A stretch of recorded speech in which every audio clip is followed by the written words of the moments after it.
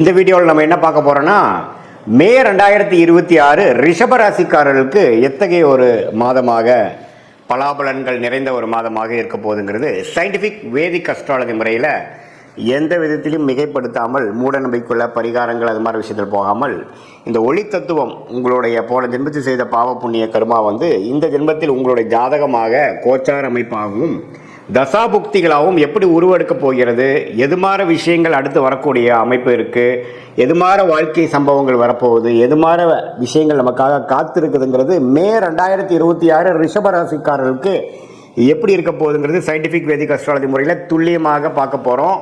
இப்போ பாருங்கள், ரிஷபராசிக்காரர்களுக்கு குரு 2ஆம் இடத்துலையே நீடித்திருக்கிறார். சனி 11ஆம் இடத்துல அருமையாக நீடித்திருக்கிறார். 10ஆம் இடத்துல ராகுவும் 4ஆம் இடத்துல கேதுவும். எந்த ஒரு மாற்றமும் மே மாதம் நடக்க போகிறது இல்லை, எந்த ஒரு பயிற்சியும் நடக்க போகிறது இல்லை. ஆண்டு கிரகத்தை பொறுத்த வரைக்கும் ஜூன் முதல் வாரத்தில் தான் குரு பயிற்சி ஆகுதுங்கிறது உங்களுக்கு தெரியும். மே மாதத்தில் ஒன்றும் மாற்றங்கள் இல்லை, பயிற்சிகள் கிடையாது. அதே சமயத்தில் ரிஷபராசிக்காரர்களுக்கு அதிபதி சுக்கிரன், அவர் எப்படி இருக்காருன்னு பார்த்தீங்கன்னா, சுக்கிரன் ராசிக்குள்ளேயே இருப்பது மிகவும் அருமை. மாதம் ஸ்டார்ட் ஆகும் பொழுது சுக்கிரன் ராசிக்குள்ளேயே இருக்கிறார். மாதத்தின் 3வது வாரம் 4வது வாரம் second half of the May month தான் பார்த்தீங்கன்னா 2ஆம் இடம் என்று சொல்லப்படுகிற மிதுனத்துக்கு மாறுகிறார். ஸோ ராசி அதிபதியோட சஞ்சாரம் அருமையாக இருப்பது ஒரு அருமையான விஷயம் ரிஷபராசிக்காரர்களுக்கு. அதே சமயத்தில் சூரியன் புதன் 12ஆம் இடத்தில் இருக்கிறார் முதல் 2 வாரம். அதுக்கப்புறம் செகண்ட் ஹாஃப் பார்த்தீங்கன்னா ராசிக்குள்ளேயே வருவதும் அருமை. ஸோ அதே மாதிரி செவ்வாய் 11ஆம் இடத்துலேருந்து 2வது வாரம் 3வது வாரத்துக்கு அப்புறம் செகண்ட் ஹாஃப் 11ஆம் இடத்துக்கு வருகிறார், 12ஆம் இடத்துக்கு வரார். இது எல்லாம் என்ன காட்டுது அப்படின்னா, நல்லாவே வேலை, தொழில், பணம் அது மாதிரி விஷயங்கள்லாம் கொஞ்சம் ஓரளவுக்கு பிரச்சனை இல்லாமல் இருக்குது. மனசில் கொஞ்சம் சந்தோஷம் இருக்குது. குடும்பத்தில் குதூகலம் இருக்குது. ஏன்னா சுக்கிரன் ராசிக்குள்ளே வரும்பொழுது பார்த்தீங்கன்னா சுவாரஸ்யங்கள் இருக்கும். குரு வேறு 2ஆம் இடத்துலேருந்து நல்லாவே நல்ல அமைப்பில் இருக்கிறார். ஸோ கண்டிப்பாக உங்களுக்கு போன 6 மாதமாக இருந்ததோட மே மாதங்கள் சில விஷயங்கள், காதல் விஷயங்கள், குடும்பத்தில் மனைவியாக இருந்தால் கணவன், கணவனாக இருந்தால் மனைவி, எதிர்பாலத்தின் மேலே கொஞ்சம் அன்பு பாராட்டுற மாதிரி, கொஞ்சம் புரிதல் அதிகமாகிற மாதிரி, சில விஷயங்கள் நல்லது நடக்கிற மாதிரி ரிலேஷன்ஷிப் கெயின் கிடைக்கக்கூடிய அமைப்பு ரிஷபராசிக்காரர்களுக்கு உண்டு. சுக்கிரன் எந்த விதத்திலையும் பாதிக்கப்படாமல் ராசிக்குள்ளேயே ஆட்சி பலத்தோடு இருப்பது மிகவும் அருமை. அதே சமயத்தில் சூரியனும் புதனும், ராஜோகாதிபதியாகிய புதனும் மாதத்தின் செகண்ட் ஹாஃப் ராசிக்குள்ளே வருவது மிகவும் அருமை. ஸோ செகண்ட் ஹாஃப் பல விஷயங்கள் நம்மளால காத்துட்டு இருக்கிற சில விஷயங்கள்லாம் டக்குன்னு நடந்துருச்சு சாமி அப்படிங்கிற மாதிரி கொடுக்கக்கூடிய ஒரு அற்புதமான ஒரு மாதமாக ரிஷபராசிக்காரர்களுக்கு மே 2026 வருகிறதுங்கிறது நம்ம தெரிஞ்சுக்கணும். ஸோ இது ஒரு பொற்காலம்தான். ஏன்னா ராசி அதிபதி சனி பார்வை பெறாமல், ஆனால் என்ன இதில் 3ஆம் பார்வை சனி பார்வை பெறுகிறது. செவ்வாய் வேற சனியோட சேர்ந்துருக்கு இதில். அதனால் என்ன ஆகும்னா, கொஞ்சம் செகண்ட் ஹாஃப் ஃபர்ஸ்ட் ஹாஃப் ஒரு சுமாராகவும், செகண்ட் ஹாஃப் ஒன்றுமே நல்லா இருக்கிற மாதிரியே இருக்கும். ஸோ ஃபர்ஸ்ட் ஹாஃபில் பார்த்தீங்கன்னா சில ரிலேஷன்ஷிப் விஷயங்கள், குடுக்கல் வாங்கல் விஷயங்கள், பங்குதாரர் விஷயங்கள், குடும்பம் அமைதி, அதிலெல்லாம் கொஞ்சம் பிரச்சனைகள் தீரும். ஆனால் கோயிங் ஃபார்வர்ட் செகண்ட் வீக்லேருந்து 3rd வீக்லேருந்து பார்த்தீங்கன்னா இன்னுமே கொஞ்சம் நல்ல பேச்சப் ஆகிறது, இன்னும் கொஞ்சம் பிரச்சனைகள் விலகிறதுங்கிற மாதிரி ஒரு நல்ல அமைப்புகள் இருக்குது.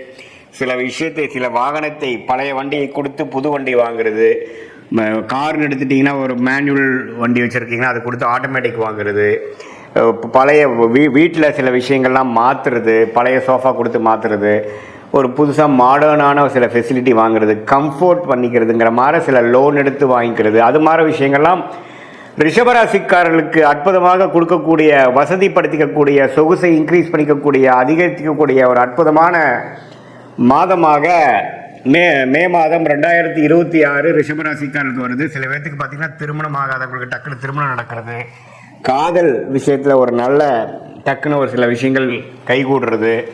அதே சமயத்தில் தொழிலில் கொஞ்சம் அப்படி இப்படி போயிட்டுருக்கிறவங்களுக்கு டக்குன்னு ஒரு கான்ட்ராக்ட் கிடைக்கிறது, ஒரு நல்ல ஆர்டர் கிடைக்கிறது, அது மாதிரி விஷயங்கள்லாம் இருக்குது. இதில் ஒரே ஒரு விஷயம், மாதத்தின் முதல் 2 வீக்ஸ் பார்த்திங்கன்னா செவ்வாய்ங்கிற கிரகம் சனியோடு சேர்ந்துருக்கிறதுனால கொஞ்சம் பார்ட்னர்ஷிப்பு, மனைவியாக இருந்தால் கணவன், கணவனாக இருந்தால் மனைவிங்களை மட்டும் கொஞ்சம் கருத்து வேறுபாடுகள், பிரச்சனைகள் அப்புறம் விலகலாம். ஸோ ஃபஸ்ட்டு ஆஃப் கொஞ்சம் கேர்ஃபுல்லாக இருக்கணும். செகண்ட் ஹாஃப் ஆஃப் மே மாதம் 2026 நல்ல ஒரு அமைப்பாக வருகிறதுங்கிறது நம்ம தெரிஞ்சுக்கணும். வருமானம், வர வேண்டிய பணம் 3rd 4th தான் வருது. இதுதான் வந்து ஒரு ரிஷபராசிக்கு பொதுவான பலன்கள் மே 2026 சயின்டிஃபிக் வேதிக் அஸ்ட்ராலஜி முறையில். இது இன்னுமே துல்லியமாக நீங்கள் பார்க்கணும், என்ன மாதிரி தசாபுக்திகள் நடக்குது அப்படிங்கிறலாம் தெரிஞ்சு நீங்கள் பார்க்கணுன்னா உங்களுடைய பிறந்த தேதி, பிறந்த நேரம், பிறந்த உரை கொடுத்து உங்களுடைய ஜாதகத்தை திருக்கணித பஞ்சாங்கம் பிரகாரம் போட்டு நீங்கள் ரிஷபராசியில் ரோகிணி நட்சத்திரத்தில் பிறந்திருக்கீங்களா, கிருத்திகை நட்சத்திரத்தில் பிறந்திருக்கீங்களா, மிருகசீரிஷ நட்சத்திரத்தில் பிறந்திருக்கீங்களா, இப்போ உங்களுக்கு என்ன தசாபுக்தி போய் கொண்டிருக்கிறது, தசநாதன் புக்திநாதன் இப்போ நம்ம பேசுகிற கோச்சாரத்தில் எப்படி இருக்கிறார், என்ன லக்னத்தில் பிறந்திருக்கீங்க, அந்த லக்னத்துக்கு யோகமான தசைகள் போயிட்டுருக்காங்கிறதெல்லாம் சேர்த்து வைத்து இப்போ நம்ம பேசின பொது பலனையும் சேர்த்து வைத்து பார்க்கும் பொழுது இன்னுமே துல்லியமான பலன்களை எடுக்கலாம். இன்னுமே அதை வந்து நம்ம வந்து அடுத்து வரக்கூடிய ஷார்ட் டேர்ம் எப்படி இருக்குது, அடுத்து வரக்கூடிய லாங் டேர்ம் விஷயங்கள்லாம் எப்படி இருக்குது, எந்த மாதிரி விஷயத்தில் கேர்ஃபுல்லாக இருக்கணும், எந்த மாதிரி விஷயத்தை வந்து நமக்கு பிராப்தமாக இருக்குது, எந்த நேரத்தில் நமக்கு நல்ல மாற்றங்கள் உண்டு, எதை எப்போது எதிர்பார்க்கலாம் அப்படிங்கிற விஷயத்தை நம்ம தெரிந்து கொண்டே வேணால் அதுக்கு தகுந்த மாதிரி வாழ்க்கையில் நம்மளுடைய எதிர்பார்ப்புகளையும் செயல்பாடுகளையும் அதுக்கு தகுந்த மாதிரி நாம் வந்து வடிவமைத்து கொண்டு அது பிரகாரம் நம்ம வாழும் பொழுது தேவையற்ற ஃப்ரஸ்ட்ரேஷன்ஸ், தேவையற்ற ரெஸ்ட்லெஸ்னஸ், தேவையற்ற அதிருப்திகள், விரக்திகள், அது மாதிரி விஷயங்கள்லாம் தவிர்த்து எது எப்போ நடக்குமோ அதை கரெக்டான நேரத்தில் கரெக்டான இதில் செஞ்சு எதையுமே நாம் அதிகமாகப்படுத்தி தேவையற்ற விரயங்கள், தேவையற்ற சமய விரயங்கள், தேவையற்ற பொருள் விரயங்களை செய்து அதுக்கப்புறம் பார்த்திங்கன்னா அடடா இது நமக்கு செட் ஆகலை அப்படின்னு தெரிஞ்சு அதுக்கப்புறம் கரெக்டான பாத்துக்கு வரும்பொழுது நமக்கு பணமும் போச்சு, டைமும் போச்சு. நம்ம ஒன்றும் 1000 வருஷம் வாழ போகிறதில்ல. நல்ல ஒரு ஆயுசு இருந்தால் ஒரு 75-80 வருஷம் வாழும் பொழுது அது நம்ம வேலை தொழிலுங்கிறது ஒரு 30-40 வருஷம் தான் நம்ம வந்து உருப்படியாக பண்ண போகிறோம். அதில் வந்து நிறைய தவறுகளும் பிரச்சனைகளும் தேவையற்ற விஷயங்களும் நாம் செய்யும் பொழுது நம்மளுடைய முயற்சியை, நம்மளுடைய வளர்ச்சியை நாமளே தடுத்து நம்மளுடைய வேகத்தை குறைக்கக்கூடிய அமைப்பாக போய்விடும்.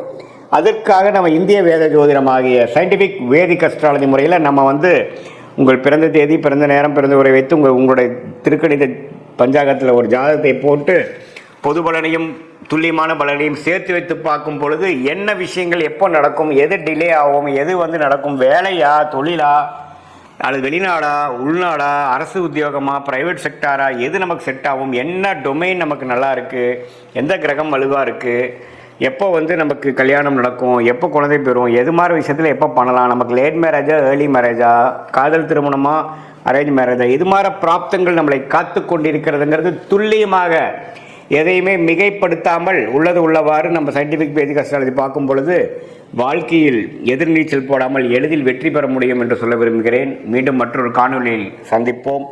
நன்றி, வணக்கம்.